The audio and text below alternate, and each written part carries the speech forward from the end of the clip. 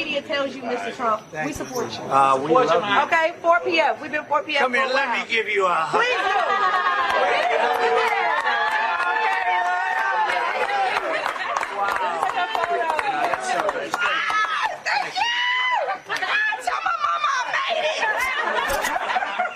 The viral hug that you just watched between former President Donald Trump and a black woman at a Chick-fil-A turns out to be a setup by a Republican political operative. That's right, the woman in the video, Michaelah Montgomery, is a longtime conservative activist connected to Candace Owens' Blexit organization, which happens to be a part of Charlie Kirk's TPUSA organization. You know, because of course, right? Following the hug, Montgomery went on Fox News for an interview where she claimed that more black Americans will turn from President Joe Biden and vote for Donald Trump for some reason. I don't really know. The Trump campaign and many others promoted the video and Fox News segment on social media, painting her as just a black Trump supporter, random black Trump supporter, just happened to be at Chick-fil-A right at that very time to meet with former President Donald Trump to say, I support you, and so does the black community. And yet they did not disclose Montgomery's paid work as a conservative. In fact, let me go through and show you the reaction here.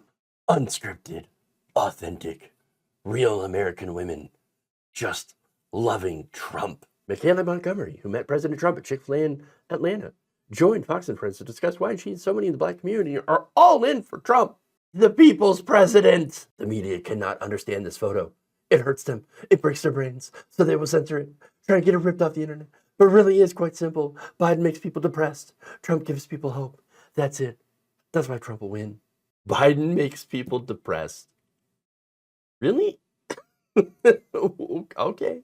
All right. Hey, mainly if we're talking about what's going on in Gaza, yeah, that's pretty depressing. But Betty Johnson is so weird. Biden puts out a highly edited studio production quality video aimed at boosting his support among blacks. Trump walks into Atlanta Chick-fil-A. It really says everything. Watch, President Trump is a man of people, all people. The media loves to call President Trump a racist and all of their sorts of nasty names, but they never cover stories like this. Clearly, their smears are no longer working. The black community loves Trump. Yet, says the white lady. I love the projection on so many of these posts. What are you talking about? The liberal media, you're wrong. Look at all our real supporters. They're real human beings. They exist. So here's the thing, right? According to Montgomery's LinkedIn account, she has been a city director in the Atlanta metropolitan area for Blexit since March of 2022. She also served as an intern for Georgia's Republican Party. Does that really sound like a random black person showing up to show their love for Donald Trump? No. This is a paid photo op from a paid operative. I'm not saying that there aren't any black Trump supporters. Yeah, they exist. They confound us, but yes, they do exist. There are black conservatives. There are Latino conservatives. There are gay and trans conservatives. These groups are not monolithic. So yes, you will have people in those communities that will, gravitate towards conservatives or conservative causes. Sure. That said, the majority of these groups tend to not vote Republican for specific reasons. The fact that their policy positions are pretty much antithetical to those groups' well-being and welfare, right? I mean, look, the Republican Party exists for one reason: to help rich, mainly white people, all right? So that doesn't get expanded to just rich people in general now, okay?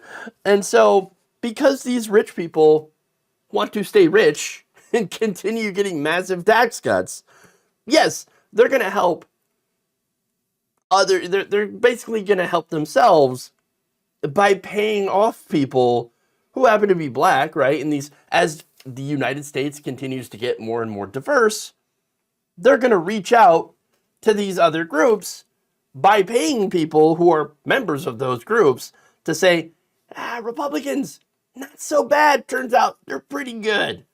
Yes, well, of course they look good when they're signing your paychecks. Look, Candace Owens is a great example. She was liberal until the checks cleared, all right? So that said, I'm not saying that there isn't a problem with the Democrats right now. They've taken advantage of the support of the black community and have largely not addressed issues that affect them. One of them being criminal justice reform, all right? Polling commissioned by FWD-US in March actually shows the vast majority of black voters, they want policy changes to reduce mass incarceration, as well as increase safety in their communities. In fact, 8 in 10 black voters believe it's important to reduce jail and prison populations. 2/3 would be more likely to vote for a candidate who supports criminal justice reform. 71% believe that mass incarceration causes other issues like homelessness, poverty, drug addiction, and mental health issues. All right? And they want to do something about this. You know, the Democratic Party has not really addressed these issues very well. They have gone very, very pro more police. Okay? I'm not saying black voters don't want police. No. That's actually wrong. A lot of black voters do want police. What they don't want is racist police. What they don't want is mass incarceration. And what they don't want are police that use excessive force against them, okay? Look, according to a 2023 ABC News Washington Post poll, only 12% of black respondents believe the police treat black and white people equally. And it's very, very clear that they don't. These are the things that the black community actually want to fix. They, like any other community, just want to feel safe and protected by the police and also be protected against crime. Nobody wants to deal with crime. In fact, they want a criminal justice system that focuses more on preventing crime from happening, as well as one that treats everyone the same. Yes. Now, that said, are Republicans pushing for that? Hell no. Of course not. What they're doing is pushing for harsher policing and more of the same disastrous tough on crime policies that have exacerbated this problem. They're also not going to actually fix the economic issues that underlie a lot of the reason that crime exists in the first place.